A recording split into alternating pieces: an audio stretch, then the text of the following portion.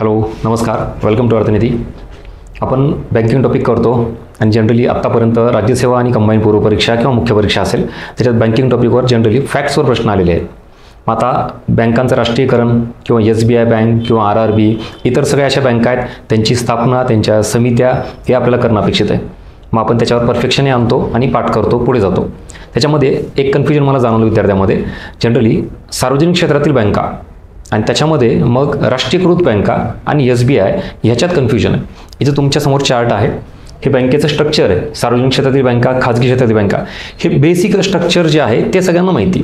ज्या बँकांमध्ये सरकारची मालकी असते किंवा 50% जास्त ओनरशिप जर सरकारची असेल तर ती काय झाली, सार्वजनिक क्षेत्रातील बँक. आणि 50% जास्त एखाद्या बँकेची ओनरशिप ही जर खाजगीकडे असेल that is called as private sector bank.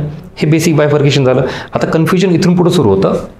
सार्वजनिक क्षेत्रातील बँकांमध्ये खालीलपैकी कुठल्या बँकांचा समावेश होतो असा जर प्रश्न आला तर मग तुम्ही कन्फ्यूज होता, राष्ट्रीयकृत बँका त्याच्यात येतात का? बरं, राष्ट्रीयकृत बँका असा काही प्रश्न आला तर त्याच्यामध्ये SBI येते का? कळतंय मला काय म्हणायचं ते. हा जो एरिया आहे ना, हा जरा थोडा अनलॉक करू आपण. म्हणून आतापर्यंत मी जे नेहमी सांगतो की आपण आयोगाच्या नुसार थोडं अपडेट केलं पाहिजे. फक्त फॅक्च्युअल अँगल जो आहे तो पाठ करणं, पुढे जाणं, याच्या पलीकडे जाऊन एक पाऊल पुढे जाऊन ह्या इथं अशा एरियावर जर काय प्रश्न आलाच, सार्वजनिक क्षेत्रातील बँक म्हणजे काय, राष्ट्रीयकृत बँक म्हणजे काय आणि SBIचा नेमका कशात समावेश होतो, हे कन्फ्युजन आहे ना, हे दूर करू. या इकडं हे तर संपलं गव्हर्नमेंट आणि प्रायव्हेट. आता गव्हर्नमेंटमध्ये ज्या वेळेला आपण बघू, SBIची स्थापना झाली ती कधी झाली, 1955ला. कशाची? SBIची. स्वातंत्र्य भारताला मिळालं. त्याच्यानंतर भारतामध्ये ग्रामीण भागामध्ये विशेषतः पतपुरवठा नव्हता, कर्जाची उपलब्धता नव्हती, शहरातच बँका होत्या आणि मग सरकारने एक समिती स्थापन केली, अखिल भारतीय ग्रामीण पतपाहणी समिती 1951ला. त्याचे अध्यक्ष होते AD गोरवाला. त्याला आपण AD गोरवाला समिती म्हणतो. आणि मग त्याच समितीने रिकमेंडेशन दिलं की SBIची स्थापना करावी. फायनली 1955ला त्याच AD गोरवाला समितीच्या शिफारसीनुसार SBIची स्थापना झाली.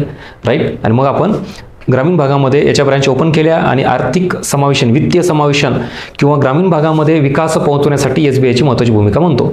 पुढे गेलो. पुढे काय झालं, आर्थिक नियोजनाचा पण आपण स्वीकार केला होता 1951ला, पहिली पंचवार्षिक योजना.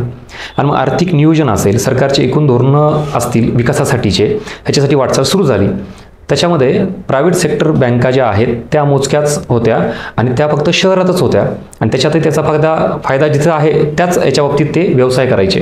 म्हणजे मोजक्याच लोकांना बँकिंग सुविधा देणे, मोजक्या क्षेत्रांना बँकिंग सुविधा देणे, मोजक्याच एरियामध्ये बँकिंग सुविधा देणे. याचा अर्थ ग्रामीण भागात शेतीमध्ये छोट्या व्यवसायांना त्या खाजगी बँका कर्ज पुरवठा करत नव्हत्या. अशा गोष्टी जाणवल्यामुळे फायनली 1969ला सरकारने काय निर्णय घेतला की अशा काही 14 बँका सरकारने निवडल्यात की ज्या भारतामध्ये सरकारच्या धोरणाला अनुरूप असं काम करत नव्हत्या आणि मग त्या सरकारने ताब्यात घ्यायचं डिसाईड केलं 1969ला. आणि त्या 14 बँकांचं काय केलं, राष्ट्रीयकरण केलं. आता राष्ट्रीयकरण म्हणजे त्या खाजगी बँका होत्या, सरकारने त्यांच्या ताब्यात घेतल्या. त्यांची मालकी कोणाकडे गेली, सरकारकडे गेली. म्हणजेच खाजगी बँकांची मालकी सरकारकडे जाणं, ओनरशिप, त्याला आपण राष्ट्रीयकरणाची प्रक्रिया म्हणतो. नॅशनलायझेशन. राष्ट्र कोण चालवतं, सरकार. आणि मग एखादी बँक जर राष्ट्राच्या नावाने होत असेल तर म्हणजे सरकारच्या नावाने होत असेल that is called as nationalisation. Transfer of ownership from private sector to government sector, त्याला म्हणायचं नॅशनलायझेशन. म्हणजेच मालकी हस्तांतर खाजगी क्षेत्राकडून सार्वजनिक क्षेत्राकडे जर होत असेल त्याला राष्ट्रीयकरणाची प्रक्रिया म्हणायचं. आणि मग या बँका सरकारने ताब्यात घेतल्यानंतर त्या कोणाकडे आल्या, गव्हर्नमेंटकडे आल्या. यालाच आपण राष्ट्रीयकृत बँका असं म्हणतो, नॅशनलाइज्ड बँक. आणि त्याच्यानंतर परत अजून एकदा कधी राष्ट्रीयकरण झालं, 80ला. किती बँकांचं, 6.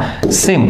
म्हणजे टोटल ज्या वेळेला या बँकांचा विचार करू ज्या खाजगी मालकीच्या होत्या पण पुन्हा कोणाच्या मालकीच्या झाल्या, सरकारच्या, त्याला म्हणायचं राष्ट्रीयकृत बँक. पण SBIचं तसं झालंय का, या इथलच्या कायद्यानुसार, जो कायदा 1969चा पण वेगळा आहे आणि हा 80चाही वेगळा आहे, या कायद्यानुसार कायदा करावा लागेल ना, असं परस्पर थोडी मालकी घेता येईल. आणि मग तिथं सेपरेटली या 14 बँकांसाठी 6 बँकांसाठी वेगळा कायदा करावा लागला आणि त्याच्यानुसार त्यांचं अस्तित्व निर्माण झालं, ज्याला आपण सार्वजनिक क्षेत्रातील राष्ट्रीयकृत बँका म्हणतो. पण SBIचं मात्र ह्या कायद्यानुसार स्थापना झाली का, इथे SBIचा कायदा वेगळा करण्यात आला, त्यावेळेला त्याची स्थापना करण्यात आली SBIची कायदा करून. आणि म्हणून मग इथं SBI असू द्यात किंवा राष्ट्रीयकृत बँका असू द्यात, दोन्हीही सरकारच्या आहेत. म्हणजेच सार्वजनिक क्षेत्रातील बँका यांना आपण म्हणू शकतो. पण त्याच्यामध्ये SBI ही सार्वजनिक क्षेत्रातील बँक असली तरी ती राष्ट्रीयकृत बँक असा तिला दर्जा नाही, याचं उत्तर मिळालं कारण तिची स्थापना एका वेगळ्या ड्युरेशनमध्ये झाली, वेगळ्या कायद्याने झाली. आणि यांना आपण सरकारच्या बँकाही म्हणू शकतो आणि ॲट द सेम टाईम यांना आपण राष्ट्रीयकृत बँकाचा दर्जा का दिला, कारण याच्यासाठी जो कायदा होता तो राष्ट्रीयकरणाचा कायदा होता, कारण त्या आधी खाजगी मालकीच्या होत्या. Is that clear? So I hope so या छोट्या छोट्या एका लेक्चरच्या सिरीजमधून तुम्हाला ही कन्सेप्ट क्लिअर झाली. आत्तापर्यंत कदाचित तुम्ही या गोष्टी फक्त पाठ करायच्यात. आज एका वेगळ्या अँगलनी बँकिंग टॉपिक आणि विशेषतः SBI आणि राष्ट्रीयकृत बँक दोघातला फरक कळाला का, आणि कळाला असेल तर नक्की व्हिडिओला लाईक करा, फीडबॅक मेन्शन करा, शेअर करा. अशाच वेगवेगळ्या स्वरूपातील अपडेटेड कंटेंट किंवा नवीन इन्फॉर्मेशन नवीन अँगलनं तुमच्यापर्यंत येत जाईल. त्यासाठी आपलं अर्थनीतीचं यूट्यूब चॅनलसुद्धा सबस्क्राईब करून ठेवा आणि या अशा गोष्टी येणाऱ्या तुमच्या परीक्षेसाठी इतरांच्या तुलनेत एक पाऊल पुढे जाण्यासाठी मदत ठरतील.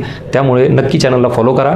आता नोव्हेंबरमध्ये असेल एक्झाम किंवा अजून कुठली पुढची असेल, कुठल्याही परीक्षेसाठी कॉम्पिटिशन एवढं हाय चाललं आहे, तर माझा त्यासाठी एक प्रयत्न असा असेल, ट्रॅडिशनल वेनी आत्तापर्यंत केलेला अभ्यास तो तर तसाच आहेच, पण त्याच्यात थोडा रिफॉर्म केला पाहिजे, थोडा चांगल्या पद्धतीने बदल करून अजून कशा पद्धतीनं फॅक्ट्स आणि कन्सेप्ट याला लक्षात ठेवण्यासाठी मदत करता येईल. त्यासाठी अर्थनीती कायम तुमच्यासोबत असेल. अशाच पद्धतीने नवीन अजून काही तुमचे असतील डिमांड, काही कन्फ्युजन, तर नक्की मला कमेंट बॉक्समध्ये टाका. मी पुढच्या लेक्चरमध्ये घ्यायचा प्रयत्न करेन. ठीक आहे. Thank you so much. भेटूया नेक्स्ट लेक्चरला.